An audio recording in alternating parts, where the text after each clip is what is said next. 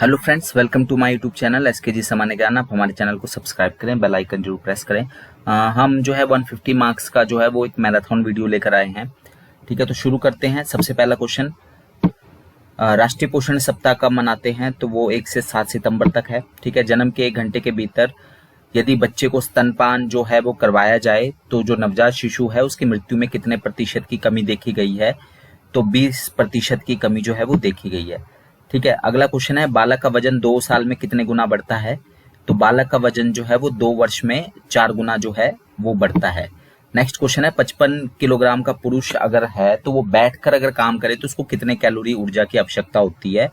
तो 2400 kilo calorie की जो है वो ऊर्जा की आवश्यकता होती है। मानव शरीर के को कुल कितने आयोडीन की जरूरत है? तो 10 से 12 मिलीग्राम। मैंने मिलीग्राम और माइक्रोग्राम का अंतर बता दिया। ये मिलीग्राम और माइक्रोग्राम में अंतर वही अंतर है जो 1 किलो और 1 ग्राम में अंतर होता है। ठीक है, तो मिलीग्राम बड़ा होता है और माइक्रोग्राम छोटा होता है। तो हमारे शरीर को 10 से 12 मिलीग्राम जो है वो आयोडीन की आवश्यकता है। लेकिन ये क्वेश्चन जो है हमेशा एग्जाम में आता है कि रोज कितने जो है एवरेज हमें आयोडीन की आवश्यकता होती है। तो 150 माइक्रोग्राम। ठीक है, 150 माइक्रोग्राम जो है वो हमें आयोडीन की आवश्यकता होती है और माइक्रोग्राम जो है वो 1000वां हिस्सा होता है मिलीग्राम का। ठीक है, फिर है क्वेश्चन नंबर 7, आयोडीन की कमी से जो है हमारे शरीर की कौन सी ग्रंथि जो है वो बढ़ जाती है? तो थायराइड ग्रंथि जो है वो बढ़ जाती है। ठीक है, फिर है क्रेटिनिज्म, गर्भ में किसकी कमी से होने वाली बीमारी है? तो ये एक तरह से आयोडीन की कमी से ये बीमारी होती है। ठीक है, इसको मानसिक मंदता भी कहा जाता है। फिर है, हम सब प्रतिदिन कितना नमक खाते हैं? तो 10 से लेकर 15 ग्राम तक जो है वो हमारी डेली जो है वो नमक की आवश्यकता है। खाद्य सुरक्षा मानक बिक्री पर निषेध और प्रतिबंध विनियम कब का है? तो ये 2011 का है। ठीक है, शरीर के कुल वजन का कितना प्रतिशत भाग जो है वो जल है हमारे शरीर में? तो 70% हमारे शरीर का जो वजन है वो जल है। ठीक है, हिस्सा हमारे शरीर का जल है। 1 ग्राम प्रोटीन में लगभग कितने कैलोरी ऊर्जा होती है? तो 4.2 कैलोरी ऊर्जा जो हमें 1 ग्राम प्रोटीन से प्राप्त होती है। लगभग कार्बोहाइड्रेट से भी हमें इतनी ही प्राप्त होती है। ठीक है, 55 किलोग्राम के व्यक्ति को प्रतिदिन कितने ग्राम प्रोटीन की आवश्यकता होती है? तो 55 मतलब सीधी सी बात है, 55 किलोग्राम का व्यक्ति है तो उसको 55 ग्राम जो है वो प्रोटीन दिन में चाहिए। यानी कि किलोग्राम के हिसाब से हमारी प्रोटीन की 1 ग्राम प्रति किलोग्राम की जो हमारी आवश्यकता होती है। अगर कोई 60 किलोग्राम का है तो उसको 60 ग्राम प्रोटीन की आवश्यकता है। कोई 50 किलोग्राम का है तो उसको 50 ग्राम, यानी 1 ग्राम जो है प्रति किलोग्राम शारीरिक वजन के हिसाब से हमें प्रोटीन की आवश्यकता होती है। अंडा 13.13 ग्राम, गाय के दूध में कितने ग्राम प्रोटीन होता है? तो अंडा जो है वो 13.13 ग्राम उसमें प्रोटीन होता है और गाय के दूध में 18.3 है। ठीक है, भैंस में 4.3। ठीक है, माँ के दूध में 1.1 और बकरी के दूध में 3.3 ग्राम जो है वो प्रोटीन होता है। ठीक है, फिर है, कौन सा इसमें से गलत है? क्वेश्चन नंबर 15, कौन सा गलत है? तो प्रोटीन ग्राम में अरहर में 22.3% है, सोयाबीन में 43.2 है, मूंगफली में 25.3 है, मसूर में 30% है। तो मसूर में 30 के बजाय 25% होता है। सोयाबीन में 42 से 46% के बीच में पाया जाता है। ठीक है, फिर है नेक्स्ट क्वेश्चन, हमारे को जो वसा है, फैट है, उसकी दैनिक आवश्यकता कितनी है? तो 45 से 60 ग्राम। ये भी आप मान के चलिए कि हमारा वजन जो है वो लगभग 50-55 अगर किलोग्राम है तो 1 ग्राम इसकी आवश्यकता भी हमें जो है वो प्रोटीन और वसा की आवश्यकता हमारी किलोग्राम जो है वो 1 ग्राम की आवश्यकता है पर किलोग्राम। ठीक है, 45 से 60 ग्राम, तो यानी कि हमारा जो वजन है वो 45 से 60 ग्राम के बीच में है, तो उतना ही हमारी आवश्यकता भी है। घी जो गाय का है और तेल में कितने % वसा होती है? ठीक है, तो गाय के घी में और तेल में जो है वो 100% खाद्य तेल की बात की गई है। यहाँ पर 100% जो है वो वसा होती है। फिर 1 ग्राम कार्बोहाइड्रेट कितने कैलोरी ऊर्जा देता है? तो ये भी उतना ही देता है जितना प्रोटीन देता है। ठीक है, 4.2 कैलोरी ऊर्जा। थाइमिन की दैनिक आवश्यकता कितनी है हमारे शरीर को? विटामिन B1 है थाइमिन, तो 1.2 मिलीग्राम जो है हमारे को आवश्यकता होती है और इसकी कमी से जो है बेरी बेरी रोग होता है। फिर है विटामिन B12, जिसको कोबालमिन भी कहा जाता है, विटामिन B12 जिसको कोबालमिन कहा जाता है, उसकी दैनिक आवश्यकता कितनी है? तो 1.5 मिलीग्राम है, और इसकी कमी से हमारे को विटामिन B12 की कमी से अनीमिया रोग होता है। ठीक है। विटामिन डी की हमारी दैनिक जरूरत है 200 से लेके 400 इंटरनेशनल यूनिट। ठीक है। विटामिन जो सी है उसकी दैनिक जरूरत है हमारे को 50 मिलीग्राम। ठीक है। तो यानी कि हमारा 1 किलोग्राम में मिलीग्राम, ठीक है, मिलीग्राम जो है वो ग्राम का 1000वां हिस्सा होता है। ठीक है। जैसे किलोग्राम का 1000वां हिस्सा जो है वो ग्राम होता है। ठीक है। तो 50 मिलीग्राम है, यानी कि 1 मिलीग्राम पर केजी के हिसाब से जो है ये चलता है। तो 50 मिलीग्राम हमारे विटामिन सी की दैनिक आवश्यकता है। फिर गर्भवती महिला को कितने मिलीग्राम जो है वो फॉलिक एसिड की आवश्यकता होती है? ठीक है। तो 4 से 6 मिलीग्राम जो है फॉलिक एसिड की आवश्यकता होती है, और पहले ट्राइमेस्टर में थोड़ी कम होती है 4, बाद में बढ़कर 6 तक चली जाती है। ठीक है। कैल्शियम की दैनिक आवश्यकता हमारी 1 ग्राम है। ठीक है। डेली हमें 1 ग्राम कम से कम कैल्शियम जो है हमारे शरीर को जो है उसकी आवश्यकता होती है। प्रोटीन की ज्यादा होती है। ठीक है। वसा भी लगभग उतनी ही मात्रा में चाहिए। कैल्शियम की 1 ग्राम है प्रतिदिन। फॉस्फोरस की 0.5 ग्राम जरूरत है हमारे शरीर को। बच्चों और गर्भवती को उसको थोड़ी ज्यादा जरूरत होती है, तो वो 1 ग्राम चाहिए। तो आप बड़े ध्यान से देखिए कि कैल्शियम की जितनी जरूरत होती है बॉडी को, लगभग उतनी ही फॉस्फोरस की होती है, बल्कि थोड़ी सी कम होती है। गर्भवती और बच्चों को ज्यादा होती है उसकी आवश्यकता। ठीक है। फिर आयरन की दैनिक जरूरत 20 मिलीग्राम है। ठीक है। फिर गर्भवती महिला को प्रतिदिन कितने कैलोरी ऊर्जा चाहिए? तो 2400 चाहिए। ठीक है। और नॉर्मल जो अगर महिला है तो उसको 2100 के आसपास चाहिए। फिर गर्भवती महिला को कितने ग्राम प्रोटीन चाहिए? तो इसकी प्रोटीन की आवश्यकता बढ़ जाती है। ठीक है। 60 से 70 ग्राम जो है वो प्रोटीन की आवश्यकता होती है एक गर्भवती महिला को। ठीक है। फिर है गर्भवती महिला को कितने मिलीग्राम कैल्शियम की आवश्यकता होती है? तो 1500 मिलीग्राम, यानी 1.5 ग्राम है ये। 1500 मिलीग्राम का मतलब 1.5 ग्राम। वैसे तो हमारे को 1 ग्राम की आवश्यकता होती है। ठीक है। लेकिन फिर ये जो है ये 1.5 ग्राम की आवश्यकता होती है इसको। फिर गर्भवती महिला को प्रतिदिन कितने माइक्रोग्राम आयोडीन की आवश्यकता होती है? तो 200 से 220 माइक्रोग्राम। आम आदमी को तो 150 माइक्रोग्राम, लेकिन गर्भवती महिला के लिए ये 200 से थोड़ी ज्यादा चाहिए होती है। फिर गर्भवती महिला को कितने मिलीग्राम जिंक की आवश्यकता होती है? तो ये 15 से 20 मिलीग्राम जिंक की आवश्यकता होती है। ये सारे आपने नोट्स बनाए हुए हैं ऑलरेडी, और ये वीडियो अपलोड हो चुके हैं। यहाँ तो मैं जल्दी जल्दी करा रहा हूँ, वहाँ पे बड़े आराम से मैंने कराए हैं, तो आप इसको इजिली लिख सकते हैं। ठीक है। और कंपैरेटिव वो भी बना सकते हैं। गर्भावस्था में कुल कितना वजन बढ़ता है? तो 10 से 12 किलोग्राम जो है वो वजन बढ़ता है। ठीक है, गर्भावस्था में। फिर वयस्क को कितने ग्राम फाइबर यानी रेशे की आवश्यकता होती है? तो लगभग 40 ग्राम जो है वो रेशे की आवश्यकता होती है। ये हमारी जो जरूरत है ना, प्रोटीन है, चाहे वसा है, चाहे फाइबर है, 40 से 60 ग्राम के बीच में ही आ रही है। कुल ऊर्जा की जरूरत का कितना % कार्बोहाइड्रेट होता है हमारा? तो जितनी भी हमारे को ऊर्जा चाहिए होती है, ज्यादातर ऊर्जा हमें कार्बोहाइड्रेट से ही मिलती है, 60 से 70%। और आप जानते हैं कार्बोहाइड्रेट चावल, रोटी, ठीक है, ये सब में होते हैं, अनाजों में। फिर 1 कैलोरी कितने जूल के बराबर होता है? तो ये 4.18 जूल के बराबर होता है 1 कैलोरी। साइंस का क्वेश्चन है ये। शरीर में कितने एमिनो एसिड की जरूरत होती है? एमिनो अम्ल की। तो 22 एमिनो एसिड्स होते हैं हमारे शरीर में। कुल ऊर्जा जरूरत का कितने % हमें वसा से मिलता है? तो 60 से 70% तो हमें कार्बोहाइड्रेट से मिल जाता है। 15 से 20% जो है हमें किससे मिलता है? वसा से मिलता है। किसको एस्कॉर्बिक एसिड कहा जाता है? या एस्कॉर्बिक एसिड किस में होता है? खट्टे फलों में। विटामिन सी को कहा जाता है एस्कॉर्बिक एसिड। ठीक है। जन्म के समय जो सिर का घेरा है, बच्चा जब पैदा होता है तो उसके सिर का घेरा जो है, सरकमफेरेंस है, वो कितना होता है? तो 34 सेंटीमीटर होता है।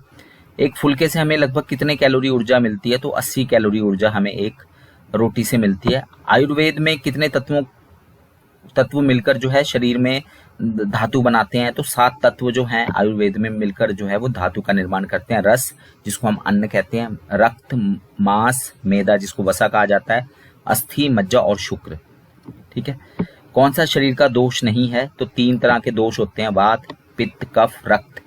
तो रक्त दोष नहीं है, वात, पित्त, कफ, ये 3 प्रकार के दोष शरीर में होते हैं। ठीक है। पानी में घुलनशील विटामिन कौन सा है? तो विटामिन बी है इनमें से, ऑप्शन में से। वैसे बी और सी दोनों ही जो हैं वो पानी में घुलनशील विटामिन है।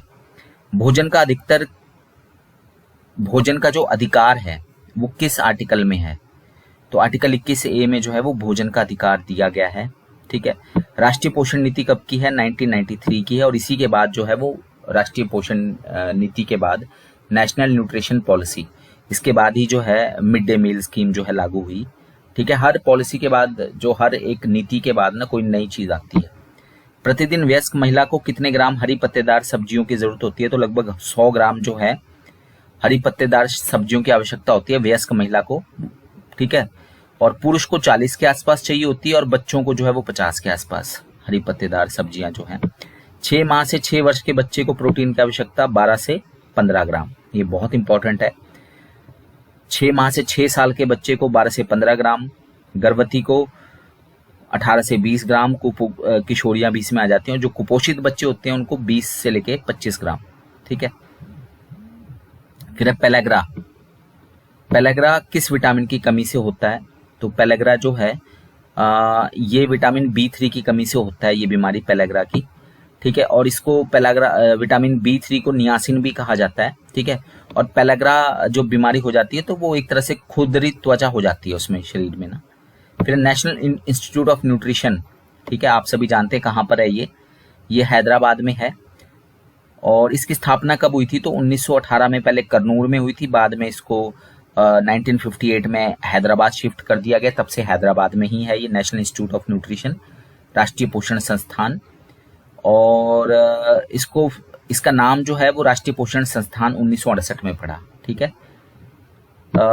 किसने 1918 में जो है वर्तमान में जो नेशनल इंस्टीट्यूट ऑफ न्यूट्रिशन राष्ट्रीय पोषण संस्थान है उसकी स्थापना की थी?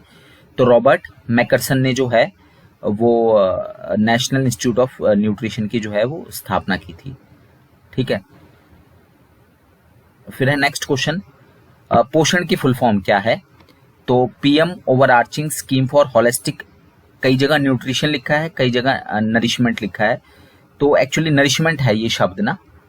फिर है JSY योजना कब शुरू हुई थी? 12 अप्रैल 2005 को शुरू हुई थी। ठीक है। फिर है IYCF की फुल फॉर्म क्या है? Infant young child feeding. ठीक है। इसको हिंदी में आप आराम से जो है वो बदल सकते हैं। इन्फेंट एक तरह से जो है वो 1 वर्ष से छोटा बच्चा जो है वो इन्फेंट कहलाता है IMR में भी। ठीक है। शिशु एक तरह से आप कह सकते हो, शिशु बाल पोषाहार। फिर पहले 1000 दिन में क्या नहीं आता? तो जन्म से 3 साल जो है वो पहले 1000 दिन में नहीं आते, प्रेगनेंसी के 280 दिन, और फिर 2 साल तक का बच्चे के 730 दिन, टोटल 1010 दिन, यानी वो 1000 दिन जो है वो कहलाते हैं। बच्चे का जो 1 से 2 साल तक कितना सेंटीमीटर बढ़ता है? तो 12 सेंटीमीटर उसकी वृद्धि होती है, आप सब जानते हैं। 75 से लेकर 87 सेंटीमीटर के बीच में हो जाता है वो। मिनिमम IFA टैबलेट जो है वो प्रेगनेंसी के दौरान कितनी है? 100 टैबलेट है, पर कई जगह जैसे अभी बता रहे हैं कि 180 भी की गई है, लेकिन मिनिमम की बात की गई है, हाँ मैक्सिमम की बात नहीं कही है। मैक्सिमम तो आप चाहे तो पूरी प्रेगनेंसी के दौरान खाएं, लेकिन मिनिमम कम से कम जो है वो 100 टैबलेट जो है वो आपने खानी ही खानी है। नॉर्मल IQ बच्चे का कितना होता है? इंटेलिजेंट क्वेश्चन, बुद्धि लब्धि, तो 90 से जो है वो 110 तक होता है। ठीक है। फिर है नई जो एजुकेशन पॉलिसी है वो क्या है? तो वो 5+3+3+4, ये 5 साल तक। ठीक है। उसके बाद 5 साल में जो है प्री प्राइमरी एजुकेशन और 2nd क्लास तक, उसके बाद 3rd से लेके 5th, 6 से लेके 8th। ठीक है। और उसके बाद जो है वो 9 से लेके 12। इस तरह से जो है ये 5+3+3+4 और आगे फिर से एक और आ जाता है। तो ये नई एजुकेशन पॉलिसी है। ठीक है। 10+2+3 जो है वो इससे पहले वाली जो पॉलिसी है वो 34 साल पहले आई थी। ठीक है। वो 1986 में आई थी। ठीक है। 10 साल की, फिर उसके बाद 2 साल का +1+2 और फिर 3 साल की ग्रेजुएशन। ECC का जो वो है उसमें लैंग्वेज डेवलपमेंट, भाषा के विकास का समय क्या है? तो 12:15 से 12:45। हमारा जो टाइम टेबल है उसमें आखिरी जो विकास है वो कौन सा है? तो सोशल और इमोशनल डेवलपमेंट जो है वो लास्ट विकास उसमें आता है, सामाजिक और भावनात्मक विकास। ठीक है। रिवीजन कब कराते हैं हम टाइम टेबल में? तो शनिवार का दिन जो है वो टाइम टेबल में रिवीजन का डे होता है। मैम की फुल फॉर्म क्या है? सैम और मैम की बात करते हैं ना, तो मॉडरेट एक्यूट मेल न्यूट्रिशन। ठीक है। Moderate acute mail nutrition ma'am की फुल फॉर्म है, और सैम की है सिवियर एक्यूट मेल न्यूट्रिशन। ठीक है, सिवियर जो सैम है वो ज्यादा कुपोषित बच्चे होते हैं। ठीक है, और ये मैम और सैम जो है ये वेस्टिंग का पार्ट है। वेस्टिंग मतलब दुबलापन। ठीक है, हल्का दुबलापन और गंभीर दुबलापन। सैम का मतलब है गंभीर दुबलापन, और हल्का दुबलापन जो है वो मैम है। ठीक है, वेस्टिंग स्टंटिंग तो जो है वो बौनेपन को कहा जाता है। बच्चे का जो 46 सेंटीमीटर जब उस बच्चे का जन्म होता है तो उसका अगर उसका वजन 46 सेंटीमीटर का वजन, बच्चे का वजन अगर कितने किलोग्राम से कम होगा तो वो सैम में आएगा। तो अगर बच्चे का वजन 2 किलो से कम है, यानी 1 किलो 900 ग्राम या 800 ग्राम है, तो वो फिर सैम की कैटेगरी में आ जाएगा बच्चा, अगर 46 सेंटीमीटर उसकी ऊंचाई है। ठीक है, एनआरसी का मतलब क्या है? ठीक है, पोषण पुनर्वास केंद्र। ठीक है, न्यूट्रिशन रिहैबिलिटेशन सेंटर। तो यहाँ पर क्योंकि पूछा है हिंदी में क्या मतलब है, तो हिंदी में पोषण पुनर्वास केंद्र और इंग्लिश में है न्यूट्रिशन रिहैबिलिटेशन सेंटर। ठीक है, एमएमआर भारत का कितना है? तो 122 है। ठीक है, मैं एक चीज बता दूं, जो भी डाटा है हमने नीति आयोग का लिया है। ठीक है, नीति आयोग के जो डाटा है, क्योंकि डाटा में थोड़ा बहुत फर्क आता है, चाहे वो अलग अलग गवर्नमेंट अलग अलग डिपार्टमेंट कई बार वो छापते हैं, तो अगर वहां फर्क है तो आपके पास ऑथेंटिक प्रूफ जो है या तो नेशनल हेल्थ फैमिली सर्वे 4 का डाटा चलेगा या फिर नीति आयोग का डाटा चलेगा। हमने नीति आयोग वाला लिया हुआ है। ठीक है, NHFS 4 का डाटा भी जो है वो यहाँ पे लिया जा सकता है। तो MMR जो है यहाँ पर चाइल्ड सेक्स रेशियो हिमाचल की कितनी है? चाइल्ड सेक्स रेशियो का मतलब है बाल लिंग अनुपात 6 साल तक के बच्चों का, तो ये 909 है। ठीक है, और ओवरऑल सेक्स रेशियो हिमाचल की 972 है, तो ये ऊपर दोनों दी हुई है। ठीक है, चाइल्ड सेक्स रेशियो 909 और 972 जो है वो ओवरऑल सेक्स रेशियो है। ठीक है, इसके बाद है नेक्स्ट क्वेश्चन, चाइल्ड लेबर। ठीक है, बाल श्रम रोकथाम अधिनियम कब का है? तो ये रेगुलेशन की स्पेलिंग गलत है। Child labour prohibition and regulation act कब का है? तो ये 1986 का है। ठीक है, मेंबर सेक्रेटरी जो है village level child protection committee का कौन है? तो ये सुपरवाइजर होता है, मेंबर सेक्रेटरी। ठीक है, सदस्य सचिव कहा जाता है इसको हिंदी में। LMC का चेयरमैन कौन होता है? तो ये वार्ड मेंबर होता है। ठीक है, LDR की फुल फॉर्म क्या है? लिमिटेड डायरेक्ट रिक्रूटमेंट या सीमित सीधी भर्ती। तो ये दोनों ही है, एक इंग्लिश में है दूसरा हिंदी में है। ठीक है, हिमाचल प्रदेश भिक्षावृत्ति निवारण अधिनियम कब का है? तो ये 1979 का है, 1979। ठीक है, बालवाड़ी गुज्जर आश्रम इन सब का संचालन जो है वो कौन सी संस्था करती है? तो Himachal Pradesh state social welfare board. ठीक है, हिमाचल प्रदेश राज्य समाज कल्याण बोर्ड 1954 में ये जो है ये बना था, समाज कल्याण बोर्ड। ठीक है, HP state social welfare board, Himachal Pradesh राज्य समाज कल्याण बोर्ड 1954 का है। Himachal Pradesh state council for child welfare ये 1975 का है, और Himachal Pradesh commission for protection of child rights ये 2013 का है। ठीक है, और ICDS 1975 का है। तो बालवाड़ी और गुज्जर आश्रम जो है वो हिमाचल प्रदेश राज्य समाज कल्याण बोर्ड चलाता है। सोसाइटी रजिस्ट्रेशन एक्ट हिमाचल का, ये टोटल ओवरऑल पूरे देश का सोसाइटी रजिस्ट्रेशन एक्ट जो है,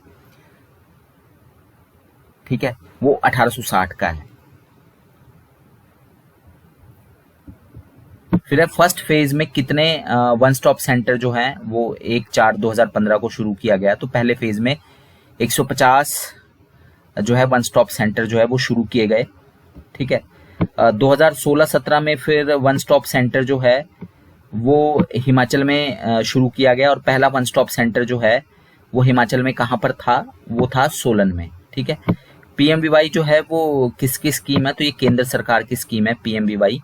ठीक है, सेंटर केंद्रीय स्कीम है, सेंटर स्पॉन्सर्ड। फिर हिमाचल प्रदेश महिला विकास प्रोत्साहन योजना 2013, तो इसमें पुरस्कार की जो राशि है वो 21,000 है। Financial assistant and support service to victim of rape scheme ये कब की है? ये 2012 की है।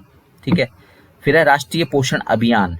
ठीक है, तो राष्ट्रीय पोषण अभियान में जो है वो किस एज ग्रुप का जो है वो अनीमिया दूर करने का लक्ष्य रखा गया है राष्ट्रीय पोषण अभियान में?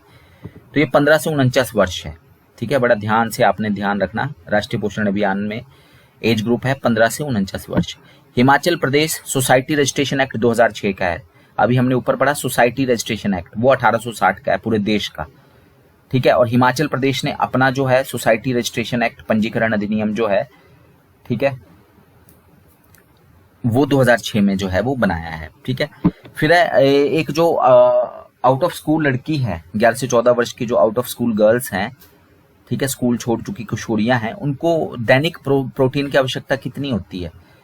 तो उनको 18 से 20 ग्राम है, ये हमने पढ़ लिया है, ठीक है। 18 से 20 ग्राम जो है वो गर्भवती धात्री की भी होती है, बच्चों की 12 से 15 ग्राम है, 6 साल तक के बच्चों की, और 20 से 25 ग्राम जो है वो कुपोषित की है, ठीक है। आईसीडीएस प्रोजेक्ट हिमाचल में कितने हैं?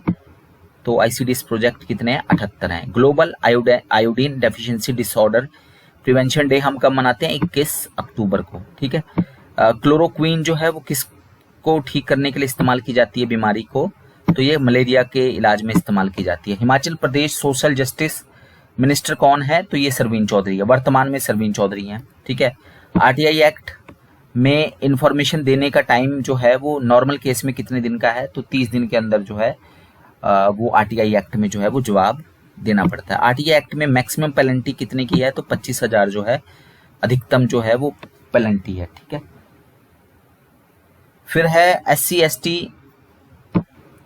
प्रिवेंशन ऑफ एट्रोसिटीज एक्ट, ठीक है। अनुसूचित जाति जनजाति जो है एट्रोसिटी प्रिवेंशन एक्ट कब का है? तो ये 1989 का है, ठीक है। सहयोग योजना जो 2008-9 में हिमाचल प्रदेश में शुरू हुई, तो वो किसके लिए शुरू की गई थी? तो वो दिव्यांगों के लिए शुरू की गई थी, ठीक है। यूनिसेफ जो है इसको कब एस्टेब्लिश किया गया? 1946 में। रेड क्रॉस की स्थापना 1863 में हुई है, ठीक है। किसने की, कब की, ये सब आप जो है वो आराम से देख सकते हैं, बहुत सारे वीडियो बने हैं। WHO के डायरेक्टर कौन है इस समय? वर्ल्ड हेल्थ ऑर्गेनाइजेशन की, तो डॉक्टर टेड्रोस एधनॉम गैब्रियेसस, ठीक है। और भारत के जो हर्षवर्धन हैं, डॉक्टर हर्षवर्धन, वो एग्जीक्यूटिव बोर्ड के चेयरमैन हैं, ठीक है, जो हेल्थ मिनिस्टर भी हैं। फिर है क्वेश्चन नंबर, प्रधानमंत्री श्रमयोगी मानधन योजना जो है 2019 की, तो ये किन लोगों के लिए है? तो उन लोगों के लिए जिनकी मासिक आय जो है 15,000 रुपए से कम है, जो महीने में 15,000 रुपए से कम है, वो इस योजना का लाभ जो है वो उठा सकते हैं। प्रधानमंत्री सुरक्षा बीमा योजना में एज ग्रुप कितनी है? तो 18 से 70 वर्ष जो है इसमें एज ग्रुप है। हिमाचल प्रदेश गृहिणी सुविधा योजना किसके लिए है? तो ये LPG कनेक्शन देने के लिए, लगभग सभी को कवर कर लिया गया है इसमें। जनधन योजना कब शुरू हुई थी? 28 अगस्त 2014 को। अटल पेंशन योजना कब शुरू हुई थी? मई 2015 में, ठीक है। आयुष्मान भारत योजना जो है 25 सितंबर 2018 को शुरू की गई थी, तो ये किसके जन्मदिन पर शुरू की गई थी? तो ये पंडित दीनदयाल उपाध्याय के जन्मदिन पर आयुष्मान भारत योजना जो है वो शुरू की गई थी, ठीक है। इसके बाद है LMP का जो गर्भावस्था काल है वो कितना होता है? 280 दिन का, ठीक है। होम विजिट प्लानर में कौन सा रजिस्टर जो है MIS में जो गृह भ्रमण का रजिस्टर कौन सा है? तो रजिस्टर नंबर 8, ठीक है। गृह भ्रमण रजिस्टर है, उसमें हम किस आयु वर्ग के लोगों का जो है रिकॉर्ड रखते हैं? तो वो गर्भावस्था से लेकर और 2 वर्ष तक के बच्चे का, यानी 24 माह के बच्चे का रिकॉर्ड रखा जाता है। टीकाकरण का रजिस्टर कौन सा है MIS का? तो रजिस्टर नंबर 6। रमा की अगर EDD 23 अप्रैल 2017 की है तो उसका 7वां माह में होम विजिट रजिस्टर में कौन सा होगा? तो ये फरवरी 2017 होगा। ये आराम से करने वाला क्वेश्चन है, ठीक है। बैक डेट में जाएंगे ना हम, क्योंकि अप्रैल को हम 9वां महीना मान लेंगे, तो मार्च 8वां और फरवरी जो है वो 7वां महीना होगा। एक स्वस्थ शिशु सामान्यतः जो है वो एक बार में कितनी बार जो है वो स्तनपान कर पाता है? मतलब कहने का मतलब एक बार में कितने मिनट तक स्तनपान कर पाता है? तो लगातार 10 मिनट तक जो है वो स्तनपान कर सकता है। एक स्वस्थ बच्चा दूध निगलने से पहले स्तन को कितनी बार चूसता है? तो 10 से 15 बार जो है वो स्तन को एक स्वस्थ बच्चा जो है वो दूध निगलने से पहले चूसता है। जो स्तन का काला वाला भाग है, जो कि लगभग पूरा का पूरा ही जो है वो बच्चे के मुंह में होना चाहिए, तो उसको एरियोला कहा जाता है, ठीक है। आंगनवाड़ी वर्कर को कितने समय तक स्तनपान का अवलोकन करना चाहिए? आमतौर पे 10 से 15 मिनट तक। कमजोर शिशु की पहचान जो है निम्न में से क्या नहीं है? जन्म के बाद लगातार ताकत लगाकर जो है स्तनपान नहीं कर पाता, 37 हफ्ते से पहले का जन्म, और जन्म के समय 2 किलो से कम का वजन या 9 माह से पहले का जन्म। तो ये एक्चुअली 9 माह से पहले का जन्म, यहाँ पे होना चाहिए था 8.5 माह से पहले का जन्म, जो 37 हफ्ते या फिर 259 दिन के बराबर होता है। कमजोर शिशु जो है, समय से पहले जो जन्मे बच्चे होते हैं, ठीक है, उनको किसकी जरूरत होती है? तो उनको अतिरिक्त स्तनपान, अतिरिक्त गर्माहट और अतिरिक्त सफाई की आवश्यकता होती है। हर डैश में से एक पैदा हुआ शिशु कमजोर पैदा होता है। तो हर 10 में से एक बच्चा जो है वो कमजोर शिशु होता है, ठीक है। 7 से 8 महीने के बच्चे को कौन सा भोजन नहीं देना चाहिए? तो दाल का पानी नहीं देना चाहिए, फल, खिचड़ी, हरी सब्जियां हम दे सकते हैं, क्योंकि उससे उसका पेट भर जाएगा, ठीक है। रक्त को लाल क्या बनाता है? तो हीमोग्लोबिन बनाता है, और हीमोग्लोबिन का मुख्य काम क्या है? ऑक्सीजन को हमारे अंगों तक पहुंचाना। आयरन का जो पाचन है, ठीक है, उसको कौन रोकता है? तो कॉफी और चाय जो है ये आयरन के पाचन को रोकते हैं, इसलिए खाना खाने से 1 घंटे पहले और 1 घंटे बाद जो है कॉफी चाय नहीं पीनी चाहिए। और पाचन में सहायता करते हैं खट्टे फल यानी विटामिन सी। टीबी, गुर्दे की बीमारी, सिकल सेल अनीमिया, ये हीमोग्लोबिन में डैश के निर्माण को जो है वो रोकती हैं। तो ये हीमोग्लोबिन में प्रोटीन के निर्माण को रोकती हैं, ठीक है। फिर किस बीमारी में आयरन की गोली खाने से हालत और ज्यादा खराब हो जाती है? तो अगर मलेरिया है किसी को और वो आयरन की गोली खा रहा है तो उससे हालत जो है वो और ज्यादा खराब हो सकती है। हर माह माहवारी में महिलाएं कितना रक्त खो देती हैं? तो 30 से 40 मिलीलीटर रक्त जो है वो खो देती हैं।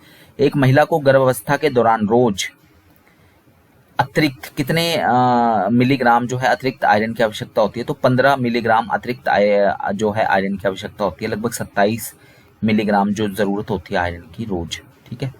फिर आमतौर पे भारत में एक महिला अपने खाने में कितना आयरन खाती है? तो 5 से 8 मिलीग्राम ही आयरन जो है वो खा पाती है, ठीक है। 15 जो है वो किशोरियों की आवश्यकता होती है, 18 मिलीग्राम जो है वो महिलाओं की होती है डेली की, ठीक है।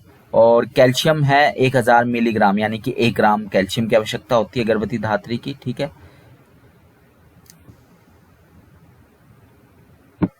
10 से 19 वर्ष की किशोरियां हर हफ्ते में उसको कितनी बार आयरन की गोली दी जाती है? तो लगभग एक हफ्ते में 1 बार जो है आयरन की गोली दी जानी चाहिए। 5 से 10 साल के बच्चे को भी 1 गोली हफ्ते में दी जाती है। 6 माह से 5 साल के बच्चे को 1 ml आयरन सिरप हफ्ते में 2 बार दिया जाता है, ठीक है। वेस्टिंग क्या है? तो इसको हम दुबलापन कहते हैं, लो वेट फॉर हाइट, ठीक है। कम वजन ऊंचाई, ठीक है, ऊंचाई और वजन का इसमें हिसाब रखा जाता है वेस्टिंग में, ठीक है, जिसको हम दुबलापन कहते हैं। लंबाई कितने सेंटीमीटर तक हमें दर्ज करनी चाहिए? तो 0.1 सेंटीमीटर तक जो है वो दर्ज करनी चाहिए, ठीक है। फिर है 85 सेंटीमीटर से कम ऊंचाई वाले बच्चों की लंबाई का माप हर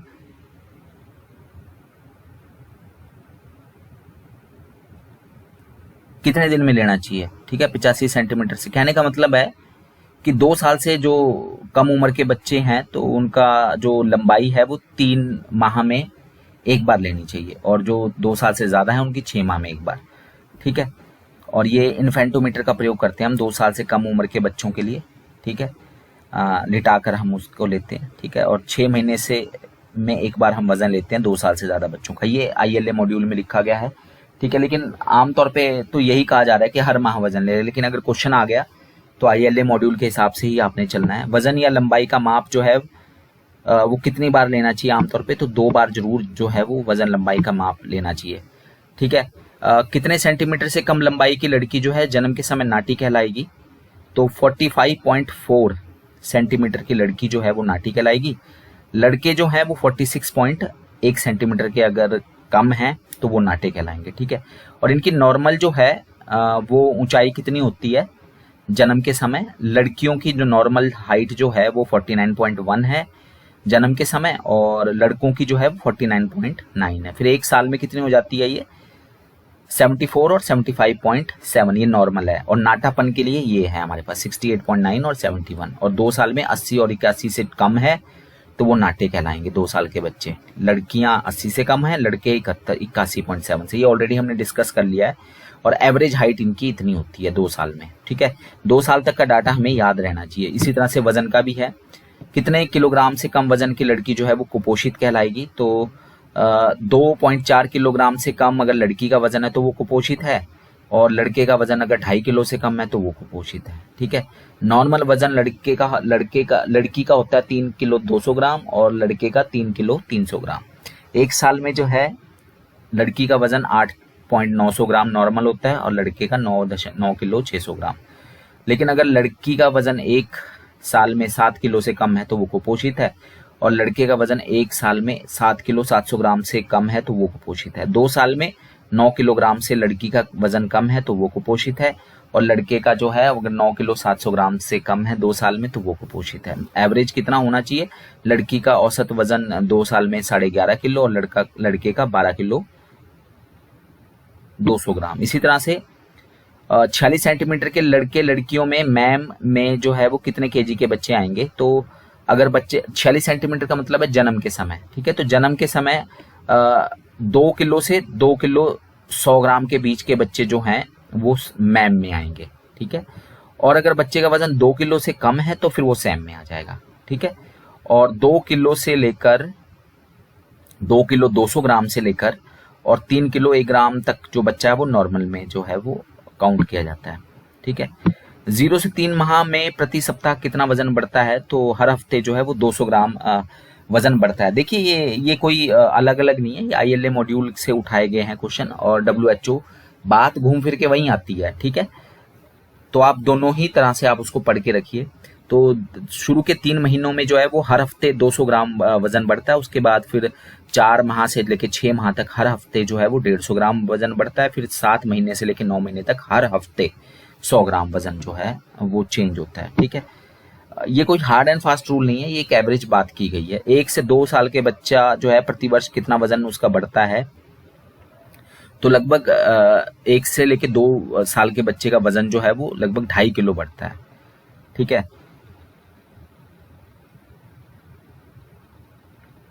फिर है ये WHO ग्रोथ चार्ट के ऊपर आधारित है ये वाला क्वेश्चन। फिर है 2 से 3 वर्ष में लंबाई में कितनी वृद्धि होती है? तो 9 सेंटीमीटर की वृद्धि होती है। आप जानते हैं जन्म के समय लगभग 49 से 50 सेंटीमीटर होता है बच्चा। 1 साल में 75, 2 साल में 87, 3 साल में 96, यानी 9 सेंटीमीटर की वृद्धि हो जाती है 2 से 3 साल में। 4 साल में 103, 7 सेंटीमीटर की वृद्धि। 5 साल में 109, 6 सेंटीमीटर की वृद्धि। ठीक है। तो 37 सेंटीमीटर होती है पहले 2 साल में जो है बच्चे का जो हाइट है। 25 और 12 37 सेंटीमीटर जो है वो बढ़ती है। ठीक है। फिर है इससे रिलेटेड वीडियो ऑलरेडी अपलोड हैं तो आप उनको देख सकते हैं। बच्चे का वजन 1 साल में कितने किलोग्राम बढ़ता है? तो लगभग 7 किलोग्राम बढ़ता है, और 1 साल में 3 गुना हो जाता है बच्चे का वजन, 2 साल में 4 गुना। ठीक है। और 5 माह में लगभग डबल हो जाता है। कई जगह 6 महीने बोलते हैं, कई जगह 5 माह बोलते हैं। फिर 12 महीने के बच्चे 24 घंटे में कितने ग्राम या कटोरी खा लेते हैं? तो 12 महीने के जो बच्चे हैं वो 300 ग्राम या 3 कटोरी जो है वो खा लेते हैं। ठीक है। 9 माह के बच्चे जो हैं वो 200 ग्राम और 2 कटोरी। ठीक है। और 18 महीने के बच्चे 500 ग्राम 5 कटोरी। तो ये जो 9 माह के बताया हुआ है ना कि 200 ग्राम और 2 कटोरी। ठीक है। तो ये सारा ILA मॉड्यूल से उठाया गया है। ठीक है। ये पहले भी इसको क्लैरिफाई किया गया है। 6 माह से 8 माह के बच्चे जो है वो दिन में कितने बार उनको आहार देना चाहिए? तो 3 बार देना चाहिए। 12 माह के बच्चों को 4 बार जो है वो आहार हमें देना चाहिए। माँ के दूध में 10 में से कितने हिस्सा जो है वो पानी होता है? तो माँ के दूध में जो है 10 में से 9 हिस्सा जो है वो पानी होता है। ठीक है। गर्भवती महिला को MIS रजिस्टर का जो 9 रजिस्टर है वो किस रजिस्टर में दर्ज करेंगे? खंड में, किस खंड में दर्ज करेंगे? तो जो रेफरल रजिस्टर है ना, संदर्भ सेवा का रजिस्टर नंबर 9, उसमें जो है वो 3 खंड होते हैं। तो पहला खंड बच्चों का है, दूसरा खंड गर्भवती धात्री का है, और तीसरा खंड जो है अन्य कोई बीमार हो जाता है तो उसका है। तो गर्भवती धात्री अगर बीमार है तो उसको रेफर करने के लिए खंड 2 में एंटर करते हैं। ठीक है। फिर ऊपरी आहार शुरू करवाने के समय गृह भेंट की अवधि कितनी होती है? तो ऊपरी आहार शुरू करवाने के लिए शुरुआत में 20 मिनट है, और एक बार जब माँ को समझ आए कि ऊपरी आहार कैसे करवाते हैं फिर वो 5 मिनट में भी जो है वो गृह भेंट कर सकती है। नाटेपन का मुख्य कारण क्या है? तो मुख्य कारण है इसका बार बार बीमार पड़ना, पर्याप्त खाना न मिलना। ठीक है। और बड़ी बीमारी TB या खसरा, गंभीर बीमारी जैसे कैंसर और हृदय रोग, ये दुबलेपन का कारण है। ए वाला ऑप्शन नाटेपन का कारण है, बार बार बीमार पड़ना, पर्याप्त खाना न मिलना। और बी वाला ऑप्शन जो है बड़ी बीमारी टीबी या खसरा, गंभीर बीमारी जैसे कैंसर और हृदय रोग, ये जो है ये दुबलेपन का कारण है। ठीक है, फिर है 6 माह से अधिक आयु के शिशु को बीमारी के बाद पहले से ज्यादा ऊपरी आहार की आवश्यकता होती है। ठीक है, अधिक स्तनपान 6 माह से कम आयु के बच्चों को बीमारी के बाद। ठीक है, तो जो आपके 6 माह से कम आयु के बच्चे होते हैं, जब वो अगर बीमार पड़ते हैं, कोई 3 महीने या 4 महीने का बच्चा, क्योंकि वो तो सिर्फ स्तनपान ही करता है, तो उसको भी जो पहले वो स्तनपान करता था, जब वो ठीक हो जाता है बीमारी के बाद, तो उसको भी ज्यादा स्तनपान कराना पड़ता है। इसी तरह से जैसे 6 महीने से ज्यादा बच्चा है तो उसका भी जो है वो बीमारी के बाद उसका ऊपरी आहार जो है वो बढ़ा देना चाहिए, पहले से ज्यादा कर देना चाहिए। फिर एसएनसीयू की फुल फॉर्म क्या है, तो विशेष नवजात देखभाल इकाई, स्पेशल न्यूबॉर्न केयर यूनिट। ठीक है, माता को अपने स्तनों को केवल किससे धोना चाहिए, पानी से, ठीक है, या थोड़ा बहुत गर्म पानी से। फिर स्तन को से निकालने के बाद कितने समय तक हमें, से ज्यादा टाइम तक हमें दूध नहीं रखना चाहिए, तो 6 घंटे से ज्यादा समय तक हमें दूध जो है वो नहीं रखना चाहिए। इसमें से कौन सा गलत कथन है, तो सोते समय कभी भी आहार नहीं देना, ये सही है। शिशु को पिलाने से पहले दूध को गर्म करें, ये गलत है। शिशु को लेटी हुई अवस्था में कभी दूध आहार ना दें, आहार की बात की गई है। स्तन से निकला हुआ दूध पिलाने से पहले हमेशा शिशु को स्तनपान की कोशिश करें, ये ठीक है। कंगारू के बच्चे को विकसित होने में कितना समय लगता है, लगभग 8 माह का समय लगता है। ठीक है, जन्म से 1 माह में समय पूर्व जन्म हो जाता है उसका। ठीक है, और थैली में वो 6 माह तक रहता है। ठीक है, तो टोटल 9 माह है और 8 महीना उसका विकसित होने का टाइम लगता है। ठीक है, जन्म 1 माह में समय पूर्वी हो जाता है। ठीक है, और थैली में वो 6 माह तक रहता है। केएमसी का जो है कौन सा कथन, कंगारू मदर केयर की बात की गई है, तो इसमें कौन सा कथन गलत है। एक तो शिशु को टोपी और मोजे पहनाने हैं, तो ये सही है। केएमसी खड़े लेटे या काम करते हुए दी जा सकती है, ये बात भी सही है। ठीक है, शिशु को कपड़े पहनाकर शरीर से लगाएं, ये गलत है। ठीक है, और केएमसी परिवार का कोई भी सदस्य दे सकता है, ये भी सही है, तो सी वाला ऑप्शन गलत है।